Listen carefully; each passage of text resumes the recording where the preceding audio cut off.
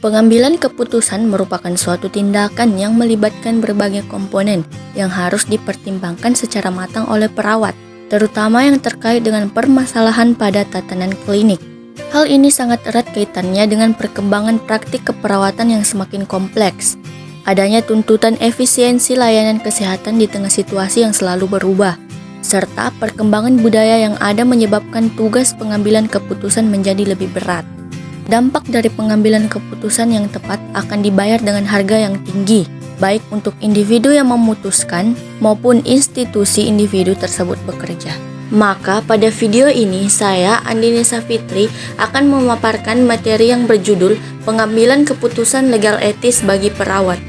Yang paling pertama yang harus kita ketahui yaitu pengertian dari pengambilan keputusan legal etik. Adapun pengertian dari pengambilan keputusan legal etik adalah cara mengambil keputusan dari suatu permasalahan yang disesuaikan dengan keabsahan suatu tata cara pengambilan keputusan, baik secara umum ataupun secara khusus.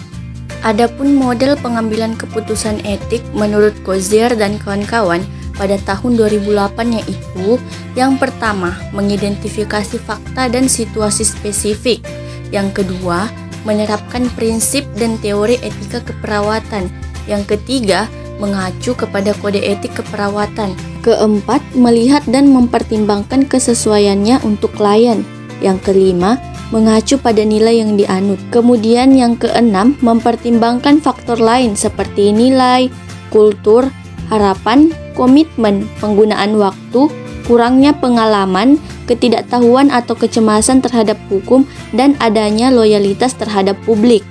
Kemudian menurut Potter dan Perry pada tahun 2010, model pengambilan keputusan etik yaitu menunjukkan maksud baik, mempunyai anggapan bahwa semua orang mempunyai maksud yang baik untuk menjelaskan masalah yang ada.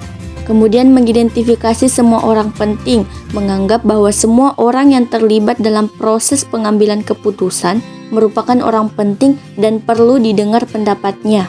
Mengumpulkan informasi yang relevan. Informasi yang relevan meliputi data tentang pilihan klien, sistem keluarga, diagnosis dan prognosis medis, pertimbangan sosial, dan dukungan lingkungan. Kemudian mengidentifikasi prinsip etik yang dianggap penting, mengusulkan tindakan alternatif, dan juga melakukan tindakan terpilih. Adapun tahap-tahap pengambilan keputusan yaitu yang pertama, mengidentifikasi masalah, yang kedua, mengumpulkan data masalah, yang ketiga, mengidentifikasi semua pilihan ataupun alternatif, yang keempat, memikirkan masalah etis secara berkesinambungan, yang kelima, membuat keputusan, dan yang keenam itu melakukan tindakan dan mengkaji keputusan dan hasil evaluasi tindakan. Dalam pengambilan keputusan etis, juga ada faktor-faktor yang dapat berpengaruh.